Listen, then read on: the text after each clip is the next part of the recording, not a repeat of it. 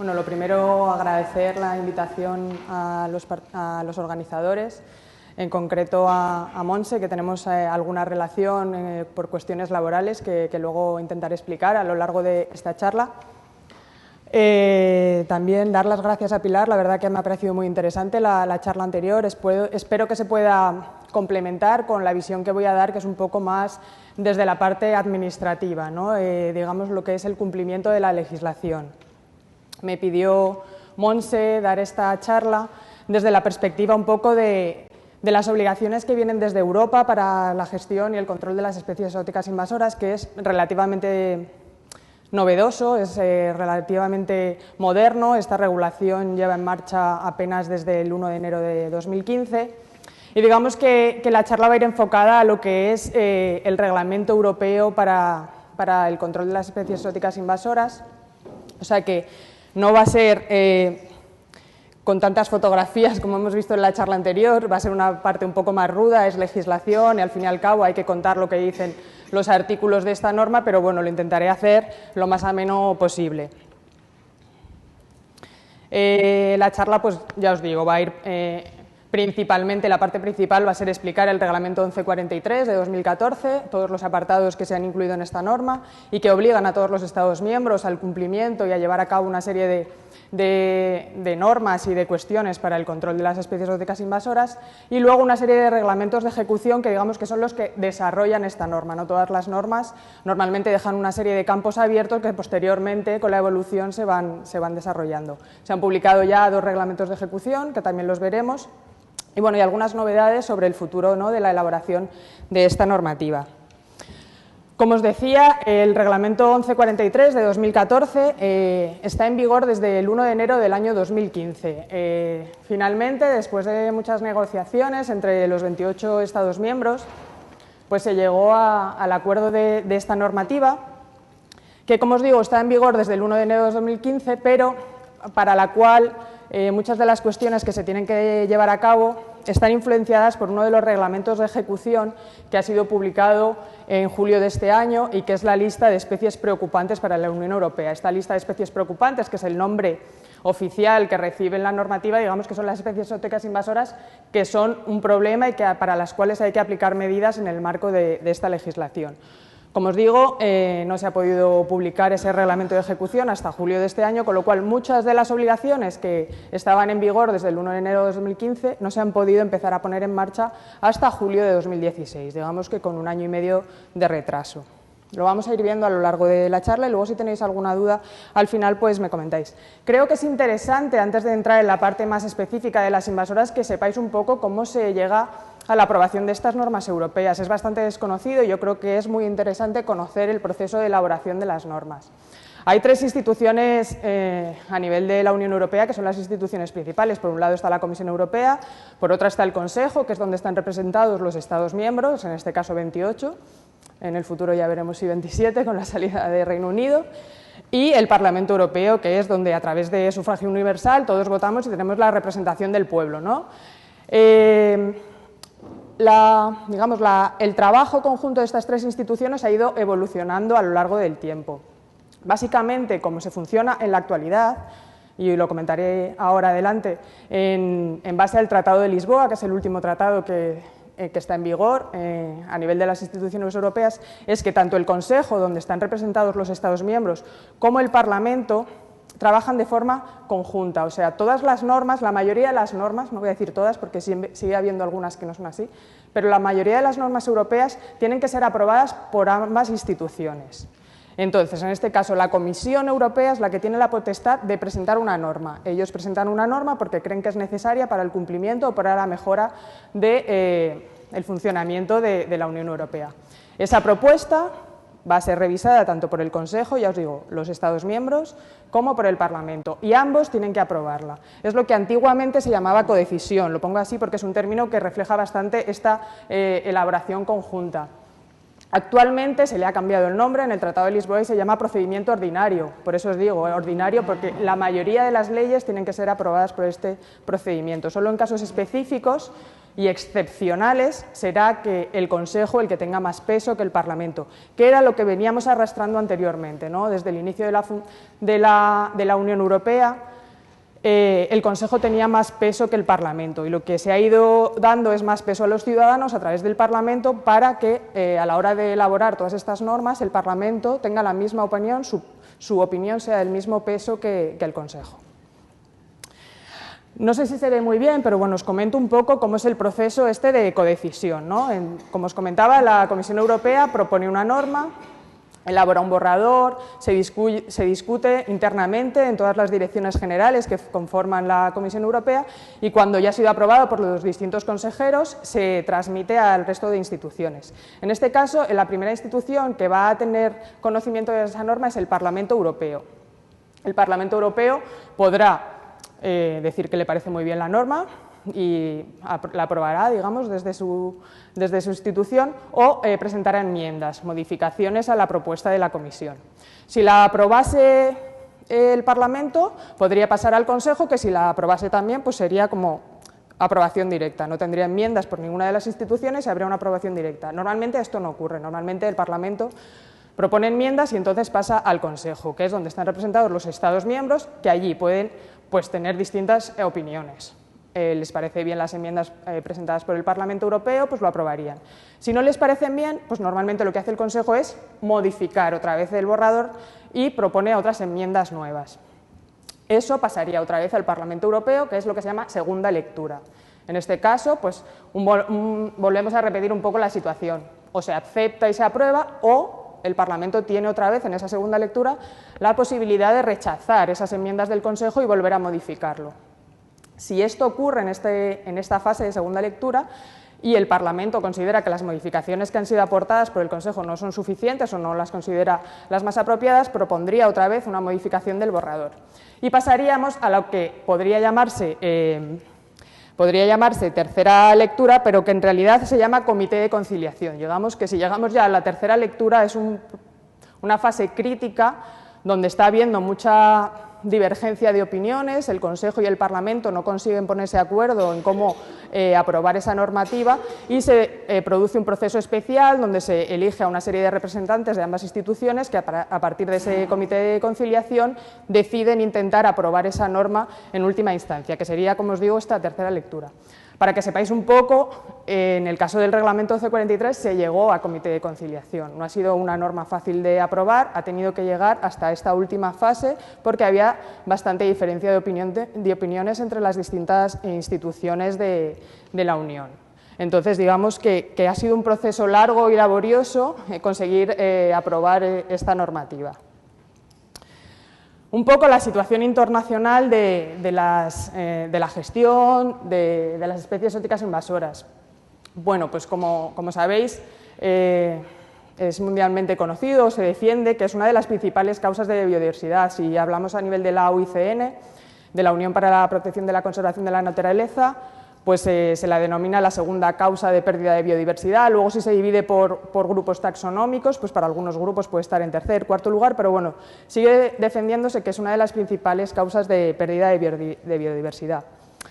A nivel europeo estamos hablando de una normativa muy reciente, del año 2015, ¿no?, que entró en vigor, pero ya desde el 92 el Convenio de Diversidad Biológica, que se firmó en Río de Janeiro en este año, ya hablaba de este problema. Digamos que llevamos más de 20 años a nivel internacional hablando de la problemática de las especies exóticas invasoras. Esto no ha sido reflejado en la normativa, digamos, europea, que puede ser una de las instituciones más punteros a la hora de elaborar normativa de conservación de la naturaleza, o sea que es una cuestión un poco complicada y que ha llevado su tiempo y sus discusiones a nivel internacional y que finalmente ha conseguido reflejarse en una normativa que obliga a los países a llevar a cabo una serie de cuestiones en relación a la gestión.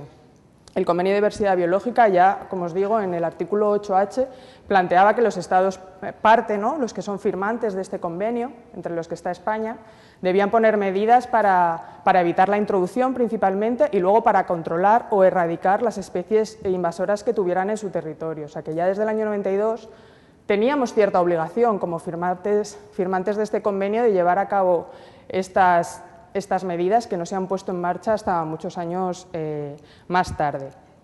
En 2004, reflejo de todas estas discusiones y de todos estos comentarios, como os digo, a nivel internacional, el convenio de Berna, que es el convenio para la protección de la conservación de la vida silvestre y del medio natural, que se entró en vigor en el año 82, si no recuerdo mal, pues también establecía una serie de características a través de una estrategia europea en la que establecía ya qué debían hacer los Estados parte. España también es miembro del Consejo de Europa y del Convenio de Berna, también es parte firmante, también tenía ciertas obligaciones, ¿no? Y ya estaban elaborando documentos que nos ayudaban a cómo enfocar la gestión y el control de estas especies exóticas invasoras. Todo esto pues, ha seguido evolucionando hasta finalmente publicar, como os digo, el reglamento en 2014. Pero seguimos avanzando. Existe el Convenio Internacional para el Control y la Gestión de Aguas de Lastre, que se firmó en 2004, pero todavía no está en vigor. Este convenio establecía que para ponerse en vigor se tenía que llegar a una serie de porcentajes, tenía que haber un mínimo de 35 partes firmantes, 35 estados que consideraran que iban a ser parte de este convenio, pero además se ponía otra condición, que era que tenía que haber, y esto no me acuerdo del dato, un porcentaje X de tonelaje que se movía, ¿no? De barcos, de buques, se tenía que llegar. Esos estados no podían ser 35 estados pequeños a nivel mundial, sino tenían que representar un movimiento de mercancías a través de los buques que fuera considerado suficiente, y para eso se estableció un porcentaje y todavía no se había llegado. Este año, finalmente, creo que con la firma, entre otros países, de Italia, porque no todos los países de la Unión Europea habían firmado, España sí había ratificado anteriormente el convenio, pero como os digo, no estaba en vigor porque no se había llegado a sus porcentajes. En 2017 entra ya en vigor este convenio. O sea que va evolucionando todas las obligaciones relativas al control de las especies exóticas invasoras en distintos ámbitos. Este es en concreto el medio marino, ¿no? Que va a establecer cómo los buques van a tener que hacer una limpieza de sus aguas de lastre antes de llegar a puerto, a una distancia prudente y para evitar el movimiento de ejemplares dentro de las aguas de lastre. Todo eso se va a empezar a poner en funcionamiento a partir del año que viene. A nivel internacional también, sobre todo dentro del Convenio de Diversidad Biológica, donde se han aprobado multitud de decisiones que han indicado a los Estados cómo trabajar en gestión de las especies exóticas invasoras, se reconoce el enfoque jerárquico en 3 etapas, ¿no? Es un poco lo que ha comentado Pilar anteriormente, de en qué fase de invasión y qué se puede hacer para gestionar estas especies exóticas invasoras. Se reconoce, como os digo, internacionalmente este enfoque en 3 etapas, que establece un poco qué medidas de gestión son adecuadas para cada una de las fases de invasión. La primera fase es la prevención, ¿no? Es la más económica, como decía Pilar, pero además también es la que entraña menos problemas. Ya no tienes problemas para gestionar los conflictos sociales o los conflictos económicos con otros conflictos, te evitas problemas de decidir qué métodos de gestión o de control y erradicación de las especies vas a tener que llevar a cabo. Lo mejor que se puede hacer con la gestión de las especies exóticas invasoras es prevenir y que no entre, te va a evitar muchos problemas y muchos costes. La segunda fase o el segundo estadio sería la detección temprana y erradicación rápida. Cuanto antes lo detectes, vas a tener una población mucho más pequeña, va a suponer menos costes, va a suponer menos impactos, vas a poder llevar a cabo medidas, digamos, más fácilmente y menos complicaciones. Si no eres capaz de detectarlo de forma temprana y erradicarlo, pues la tercera fase, digamos, que es la contención y el control, ¿no? Las especies ya estarán establecidas, se reproducirán, ampliarán su distribución y básicamente normalmente lo que te queda es contenerlas en una zona para que no invadan nuevas zonas o desarrollar campañas de control para minimizar sus impactos y las afecciones que puedan crear. Es una imagen parecida a la que ha presentado Pilar, pero bueno, en el eje de las IES, además de área ocupada, podríais poner costes, por ejemplo, también, ¿no? A mayor área de invasión, mayor coste en la gestión. Es un poco reflejo de este enfoque en 3 etapas que os comentaba y que es el que se reconoce a nivel internacional y que normalmente las administraciones intentan llevar a cabo a la hora de gestionar las especies exóticas invasoras. Cuando no está presente, pues la prevención, lo que acabamos de comentar. Si la detección es rápida, pues intentar hacer una erradicación lo más eficaz posible para evitar el problema y que no se te expanda. Y a mayor expansión, pues establecer medidas de control y de contención que te limiten los impactos. Pues este enfoque, digamos, es el que ha intentado llevar a cabo y el que propuso la Comisión Europea con este reglamento y que finalmente se ha aprobado. El reglamento de 1143 de 2014, hay una errata, perdonad, se ha dividido en 6 capítulos y, bueno, los capítulos, el capítulo primero son las disposiciones generales que veremos ahora, que se supone que va a incluir las definiciones, que se va a regular a través de este reglamento. Posteriormente, en los capítulos 2, 3 y 4 van a seguir este enfoque en 3 etapas. El primero, el capítulo 2, establecerá las medidas de prevención. Luego se ha intentado obligar a los Estados miembros a elaborar planes de detección temprana y erradicación rápida ante la aparición de nuevas posibles invasiones. También se crea un capítulo para la gestión de las ampliamente distribuidas, para la gestión y el control, ¿no? Porque esas posibilidades se pueden dar. Si no eres capaz de erradicarlas en una primera fase, se tienen que establecer unas medidas armonizadas y comunes para todos los Estados miembros en el caso de que no haya podido contenerse en una primera estadio de invasión y que tengas que llevar a cabo estas medidas de control. Y posteriormente, bueno, disposiciones horizontales y finales que también veremos a lo largo de la exposición. En el capítulo 1 de disposiciones generales, bueno, lo más importante es el objetivo, ¿no? Todas las normas siempre empiezan con un artículo 1 que es el objetivo de la norma. Es lo más importante decir para qué se elabora esta norma y cuál es su finalidad. En este caso está claro que es evitar la introducción y mitigar los impactos que puedan suponer las especies exóticas invasoras. Es interesante señalar, y lo veremos luego que se desarrolla en uno de los artículos, que la Comisión pretende, en este caso, controlar y evitar los problemas que puedan causar las invasiones tanto intencionadas, es decir, traigo una especie porque quiero darle un uso, podría ser el uso como mascota o un uso comercial, como las no intencionadas. Hay muchas especies, como el tema de los insectos que comentaba Monse también, que no las traemos de forma intencionada. Al mover mercancías, pues aparecen estas especies y eso también debe controlarse. Esta norma, esta es una de las cosas importantes del objetivo o del objeto de la norma, es que intenta controlar las dos cosas, tanto las intencionadas como las no intencionadas, que pueden tener enfoques diferentes a la hora de gestionarlas. El artículo 2 establece el ámbito de aplicación, también es una de las cuestiones horizontales de toda norma. En este caso te deja claramente definido qué va a poder incluirse como una especie preocupante para la Unión y para ello lo que hace es excluir algunas cuestiones que nunca van a poder entrar como una especie exótica invasora. En concreto, nunca se incluirá una especie que por su adaptación propia al cambio climático pueda ampliar su área de distribución.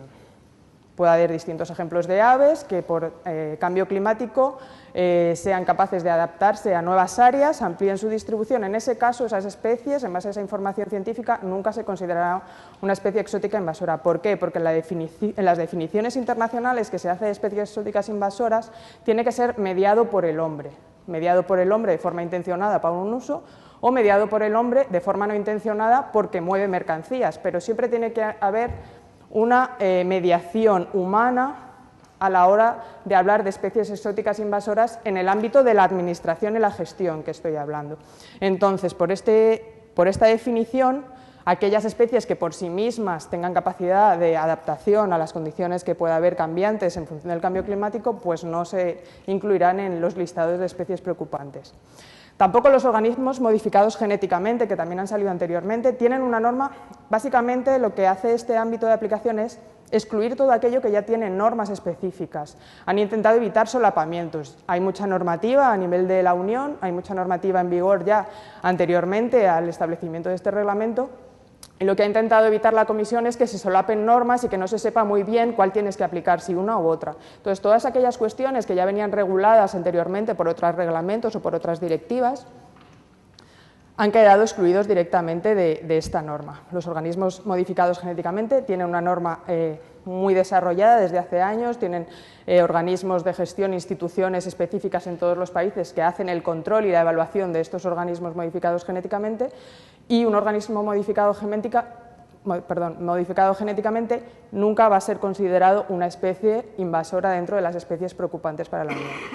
Tampoco las especies que sean enfermedades o plagas. Existen capítulos importantes de legislación de sanidad vegetal y sanidad animal en la Unión Europea. Ha sido una de las principales fuentes legislativas, digamos, porque la base de la Unión tiene mucho que ver con la política agraria comunitaria, con todo lo que es agricultura y ganadería, y esto está muy desarrollado y tiene unos capítulos que llaman paquete de higiene, el paquete de higiene de sanidad vegetal y el paquete de higiene de sanidad animal, que tiene su normativa específica y que se regula por ahí, tampoco va a estar considerado dentro de la normativa de invasoras.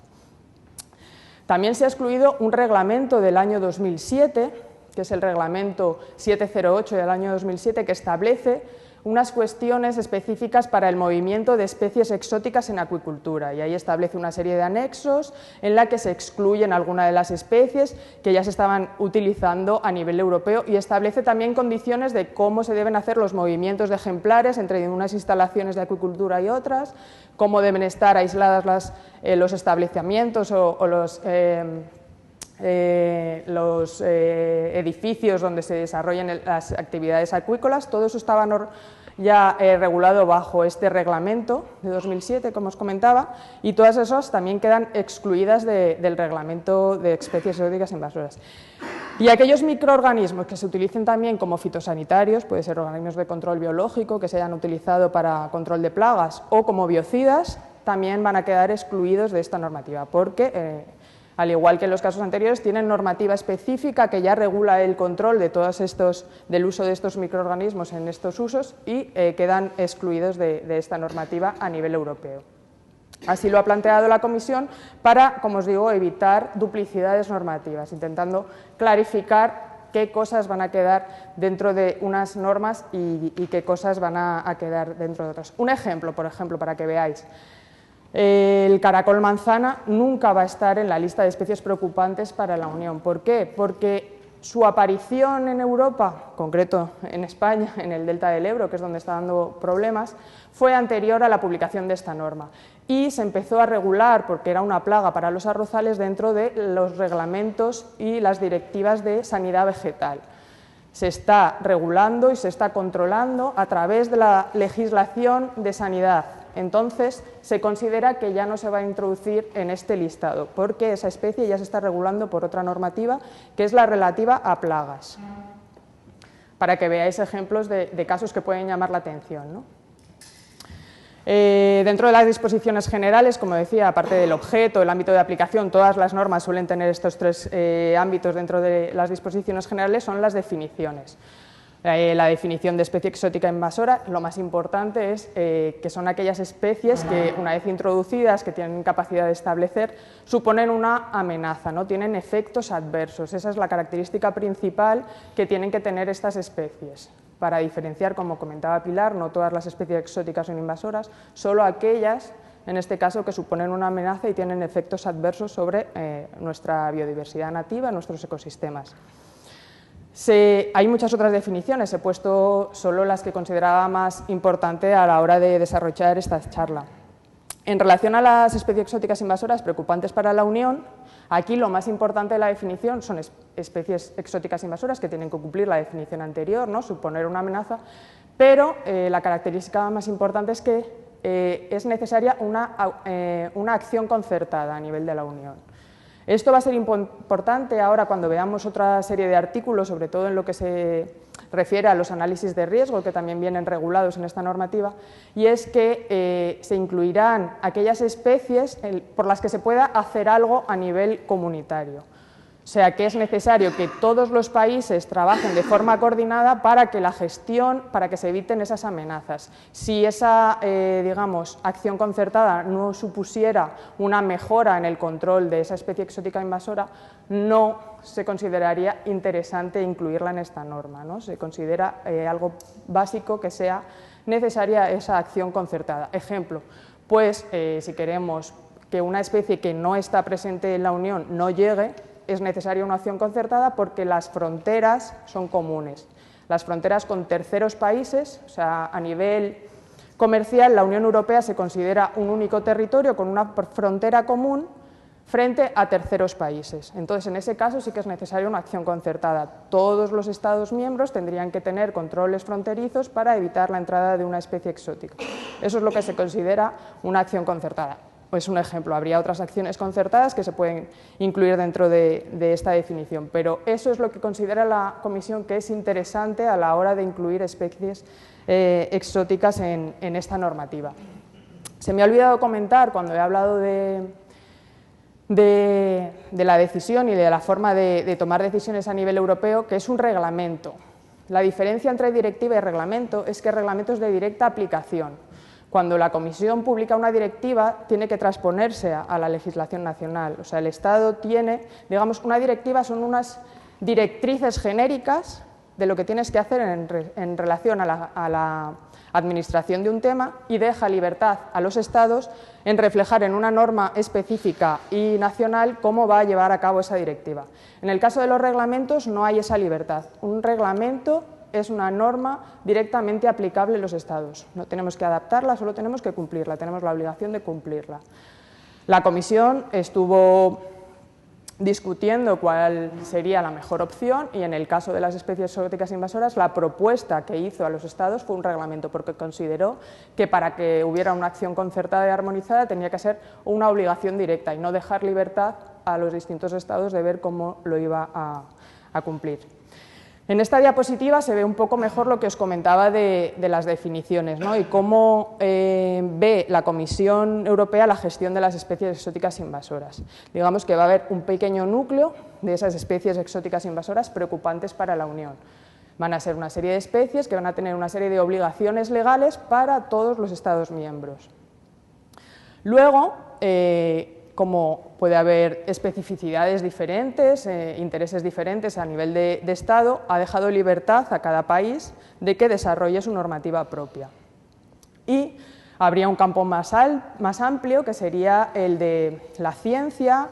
Hay muchas especies exóticas invasoras que pueden suponer un problema a nivel científico, están reconocidas como tal, pero que, por ejemplo, no necesitan una acción concertada o, como decía Pilar, puede haber especies para las que no se puede hacer nada a nivel legislativo y que pueden quedar en ese otro amplio espectro y círculo externo, que sería el resto de especies exóticas invasoras, pero para las cuales no habrá unas obligaciones legales.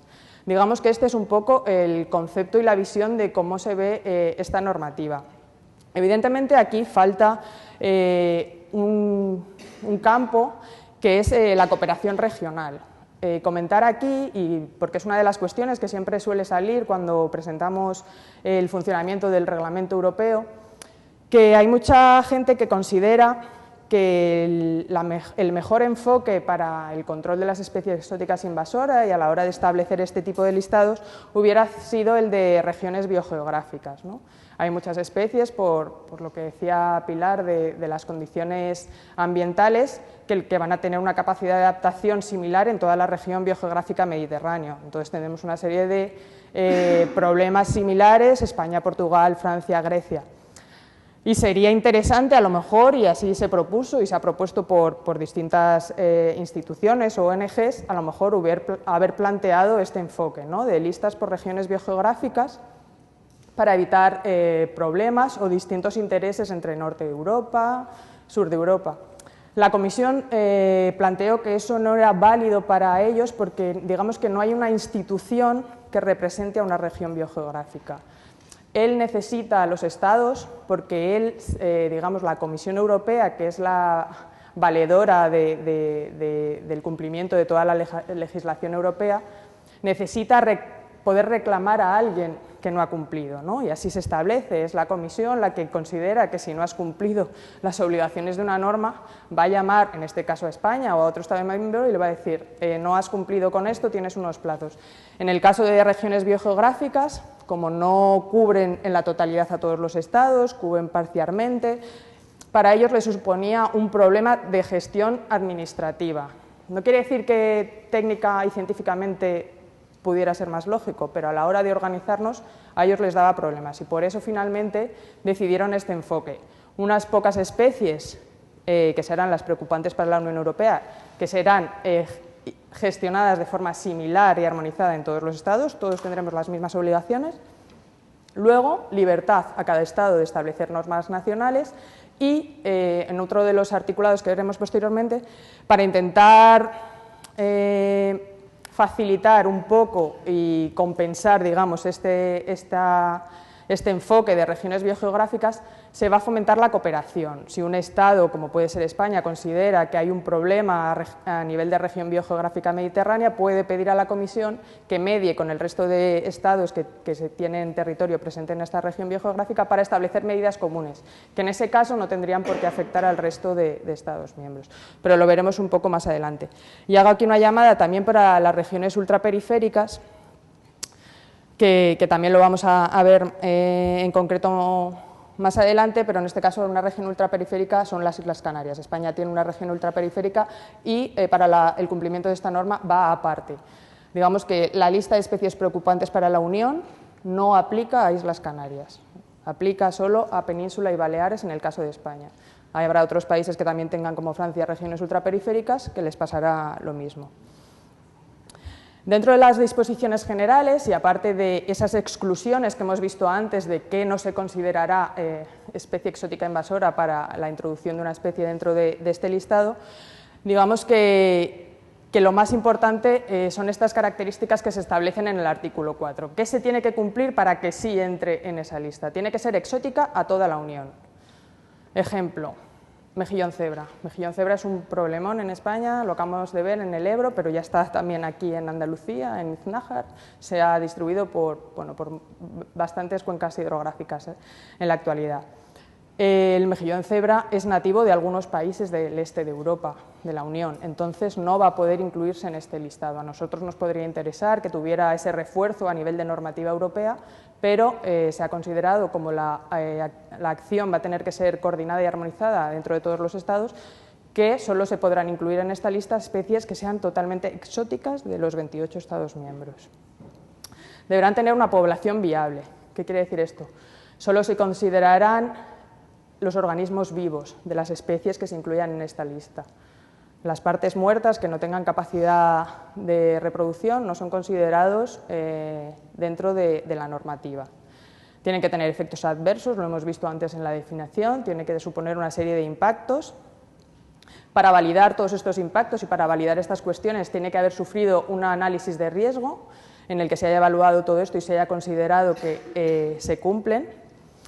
Y además, su inclusión tiene que mitigar de forma efectiva los efectos adversos. Esto es lo que os comentaba anteriormente de la acción coordinada, ¿no? Tiene que haber un interés, que si esa especie se incluye en esta lista es porque esas medidas que se pueden aplicar, digamos, como respuesta a la inclusión de una especie en esta lista, van a tener cierta efectividad en la mitigación de estos impactos. Si no supondría nada y sería una inclusión básicamente por incluirla, pues se considera que no debe incluirse en esta lista. Este es uno de los artículos básicos de la normativa. Se establecen también, digamos, los distintos apartados que tiene que considerarse dentro del análisis de riesgo. Como hemos visto, para incluir una especie en este listado, tiene que haber cumplido una serie de características que acabamos de ver, ¿no? De ser exótica, capacidad de reproducción, todo eso se tiene que validar a través de los análisis de riesgo. El artículo 5 regula cómo se tienen, digamos, regula las bases generales de desarrollo de análisis de riesgo, porque esto se quiere desarrollar. El artículo 5 establece, bueno, pues que los análisis de riesgo tienen que incluir una serie de características generales. La taxonomía, la capacidad de reproducción, las vías de introducción, por dónde entra, qué usos está teniendo esa especie. También tiene que tener en cuenta los costes y beneficios. Eso es una de las cuestiones más difíciles de evaluar. Está habiendo mucha discusión a nivel interno en la Unión Europea sobre si digamos, el coste que supone el control de una especie es suficientemente, digamos, que va a validar esa actuación. O sea, nosotros sabemos que va a tener un coste muy alto el control de esa especie, pero ese gasto va a suponer un control de los impactos. Esas discusiones no hay mucha bibliografía en esos aspectos, no sabemos si de verdad merece la pena llevar a cabo esas actuaciones. Esas cuestiones también están un poco abiertas. El propio artículo 5 establece la capacidad de llevar a cabo por parte de la Comisión de un acto delegado que desarrolle más estas cuestiones y se está trabajando en este aspecto.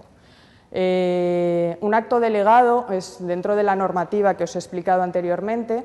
Existe el reglamento de la Unión Europea, que es el de directa aplicación, los reglamentos de ejecución que veremos posteriormente, que son aquellos que, digamos, desarrollan parte de la normativa, hacen ciertos cambios para esa aplicación armonizada, y un acto delegado es en el que directamente el Consejo y el Parlamento le dan todos los poderes a la Comisión para elaborar una norma. Son casos excepcionales. En este campo de los análisis de riesgo y para que todos los Estados miembros pudieran llevar a cabo la metodología de la misma manera, se consideró que podría ser necesario darle a la Comisión estos poderes para que llevara a cabo una metodología y desarrollara y diseñara una metodología de análisis de riesgo que se está discutiendo ahora cómo se debe desarrollar. Dentro de las disposiciones generales que os comentaba está la parte específica de las regiones ultraperiféricas, en este caso Canarias. Como decía, la lista de especies preocupantes no aplica en Canarias, con lo cual lo que ha establecido el reglamento es que es necesario elaborar una lista específica para cada una de las regiones ultraperiféricas y da un plazo de hasta el 2 de enero de 2017. La Comunidad Autónoma de Canarias está trabajando en este aspecto, tiene que elaborar su propia normativa y se tendrá que presentar a la Comisión a través del Ministerio para que lo valide.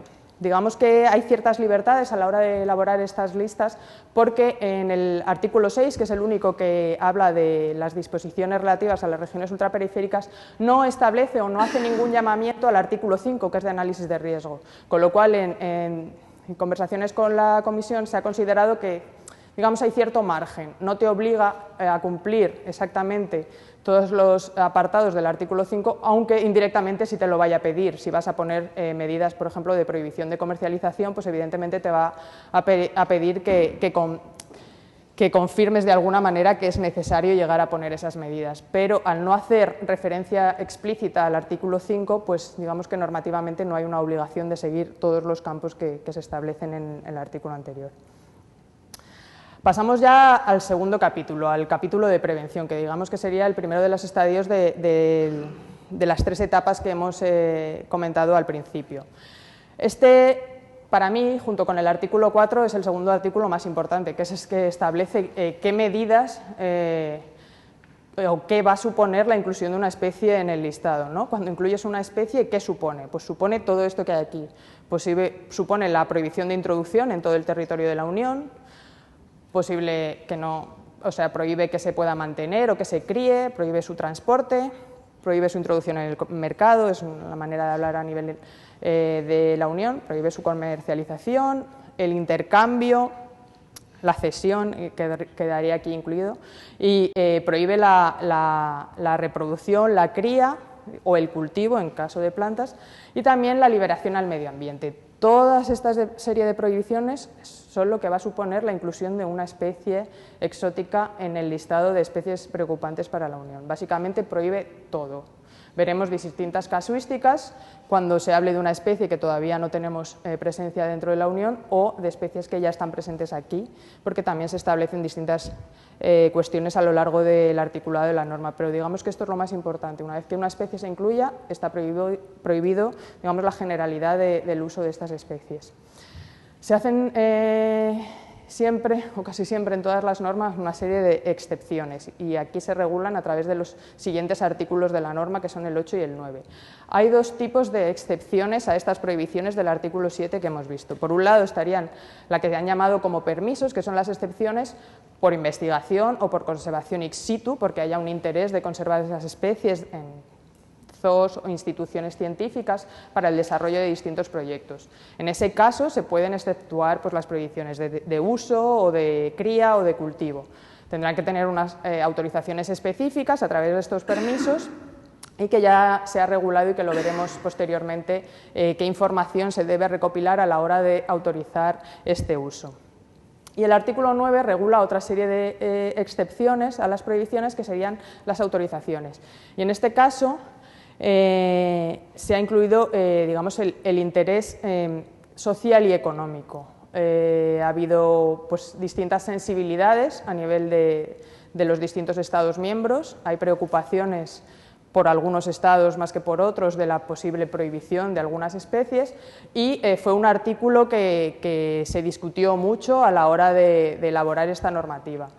Al final, los Estados miembros y el Parlamento acordaron en el desarrollo de este artículo que permite, en casos excepcionales y por motivos imperiosos de interés público, ya te está limitando bastante la posible autorización para un uso comercial.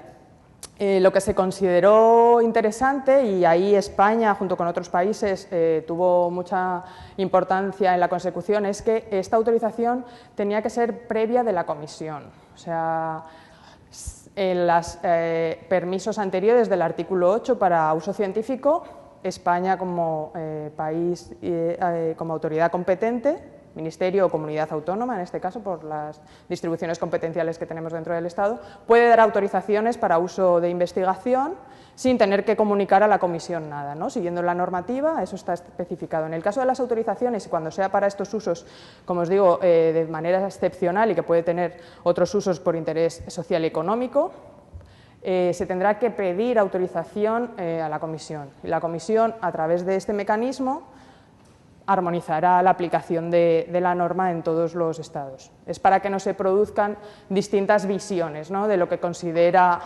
interés, o sea, por motivo imperioso de interés público. Cada uno pues son cuestiones que al final pueden quedar un poco subjetivas. Para evitar esa subjetividad, desde España y otros países, desde España y esos países se intentó limitar esta autorización exclusiva por cada estado.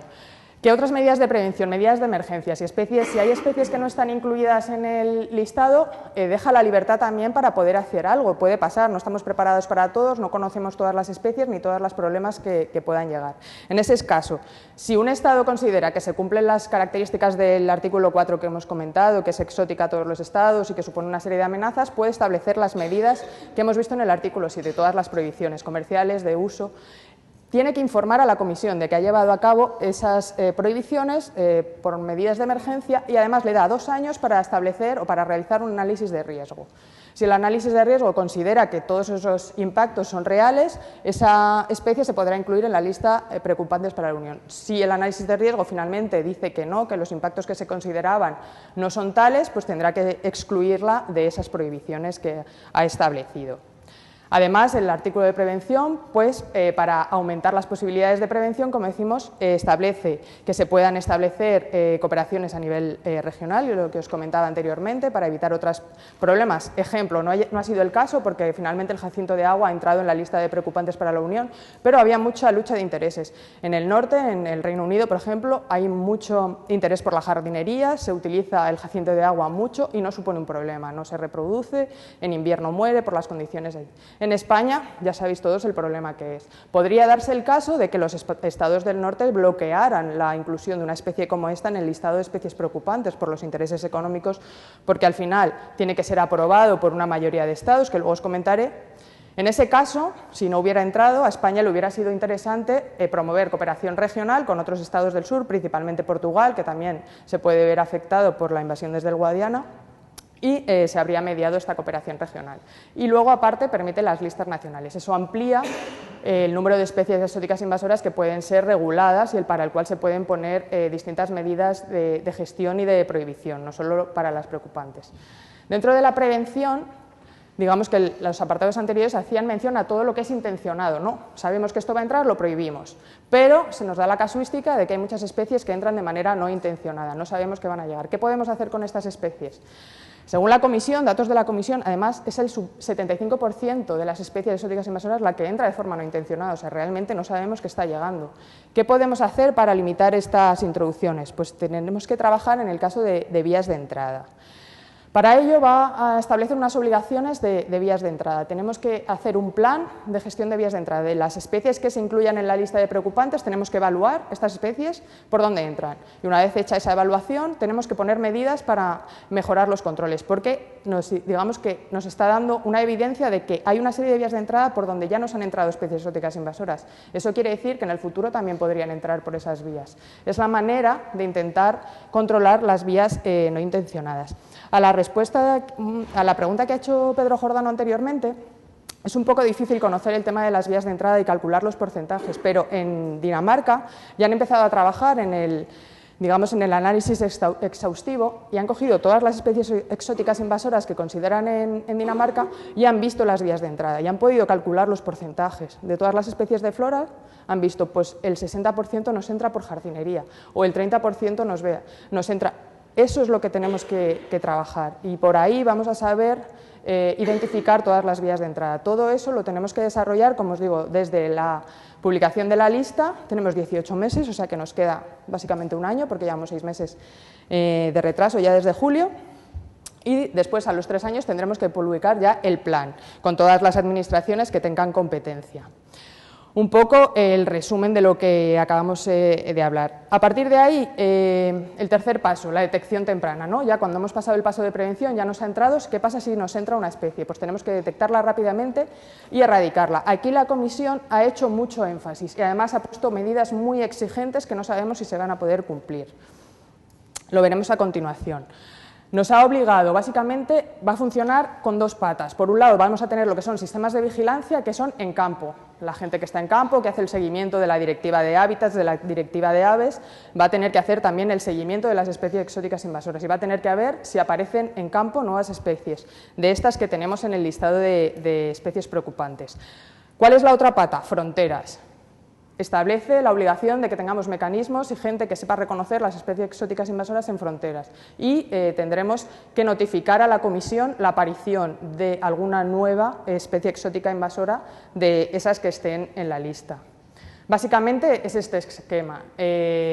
Digamos que la Comisión lo que no quiere es que establezcamos nuevas instituciones, quiere que trabajemos con los puestos de inspección fronterizo, que ya tenemos la obligación de tenerlos en marcha para todo lo que es control de plagas y enfermedades, o sea que la gente que está en fronteras a través de los inspectores veterinarios y los inspectores de ingenieros agrónomos van a tener que hacer el control para que no entren especies exóticas invasoras. Y luego la gente que está en campo, que la competencia es de las comunidades autónomas en este caso, va a tener que identificar si aparecen nuevas especies. Todo ello se notificará a la Comisión. Ya ha establecido un programa informático, que es este programa NOTSIS, a través del JRC, que es donde está desarrollando las aplicaciones informáticas, y el Ministerio, que es la representación de España a nivel de la Unión Europea, cuando reciba las alertas por parte de las comunidades autónomas o por parte de las aduanas, tiene la obligación de notificar en el menor tiempo posible a la Comisión.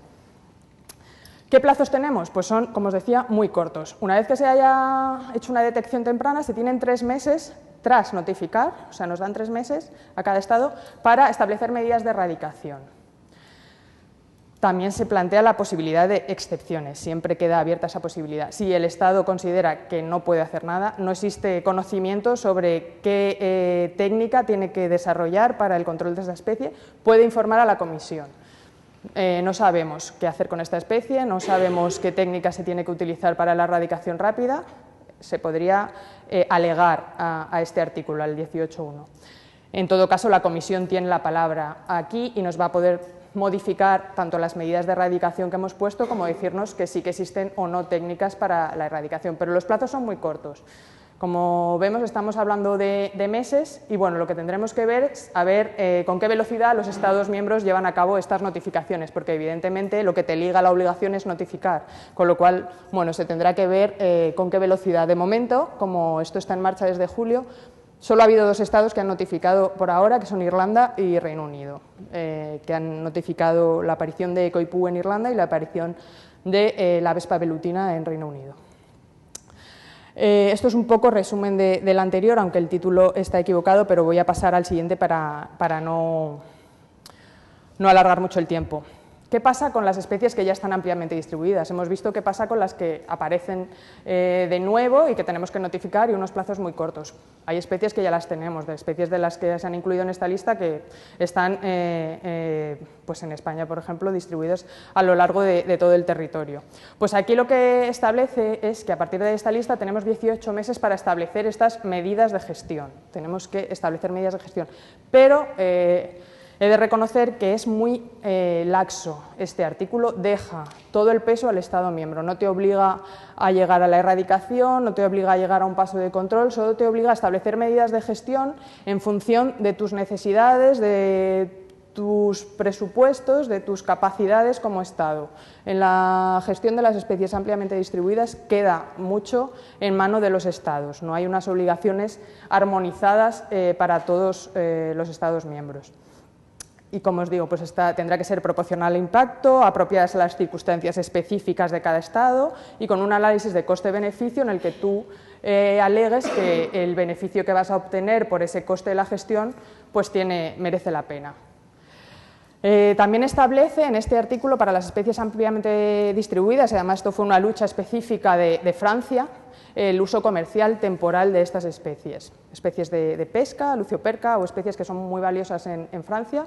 Establece que temporalmente, digamos, hasta que no se erradique una especie, que si esa especie está ampliamente distribuida se podrá hacer un uso comercial de la misma, con una serie de condiciones.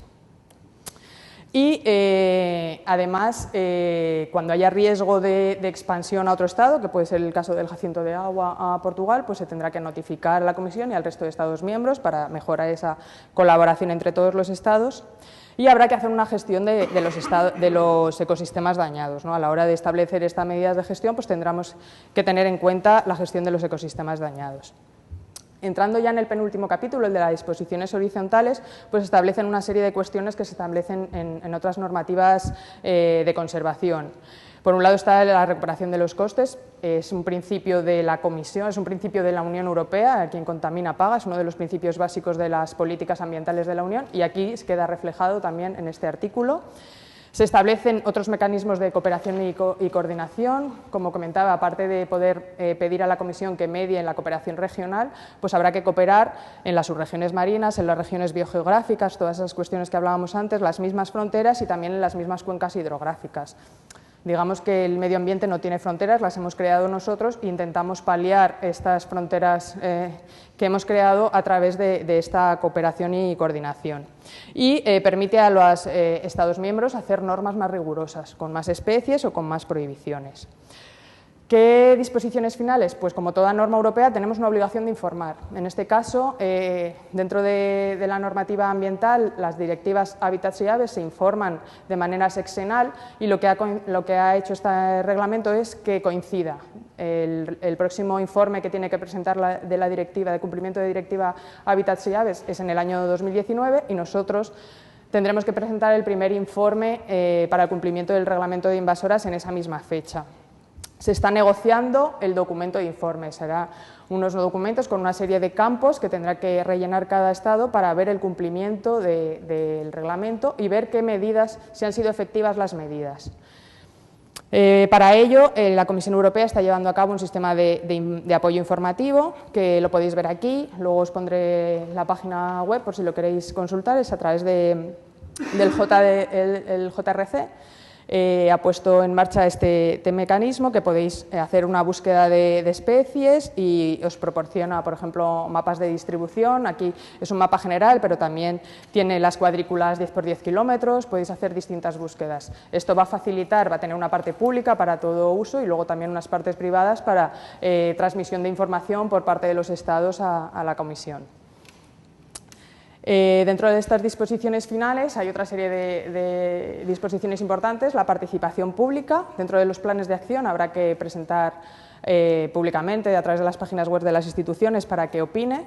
Luego hay un comité que es donde están representados todos los Estados miembros y donde se votan los distintos reglamentos de ejecución. Siguen teniendo bastante peso los Estados y un foro científico en el que tengo el honor de decir que Montserrat Vila es la representante de España, fue seleccionada por el Ministerio para representar a España y donde se discute una serie de cuestiones. Principalmente, bueno, esto es la página web donde podéis encontrar la información del foro científico. Existe un mecanismo de transparencia donde queda todos estos foros y estos comités que dan apoyo a la Comisión Europea, tienen su publicación y podéis encontrar la información. Y básicamente lo que hace el foro científico, entre otras cuestiones, pues es evaluar si los análisis de riesgo que presentan los distintos Estados miembros o otros interesados para que una especie se incluya en la lista de especies preocupantes, pues cumple lo establecido en los distintos articulados del reglamento, ¿no? Como hemos visto en los artículos 4 o 5 se establece que tiene que cumplir una especie y básicamente pues hay unas discusiones previas a las decisiones por parte de los Estados miembros y de la Comisión por parte de los representantes científicos en el que indican si se cumplen o no estas consideraciones y si consideran pertinente que una especie pase a ser propuesta para su inclusión en el listado. Las últimas disposiciones finales son el acto de delegación, como os digo, es un acto específico en el cual se le da el poder a la Comisión para hacer este acto delegado relativo a los análisis de riesgo. Las sanciones, todos los Estados miembros tienen que establecer a partir de su norma nacional las sanciones relativas al incumplimiento de esta norma.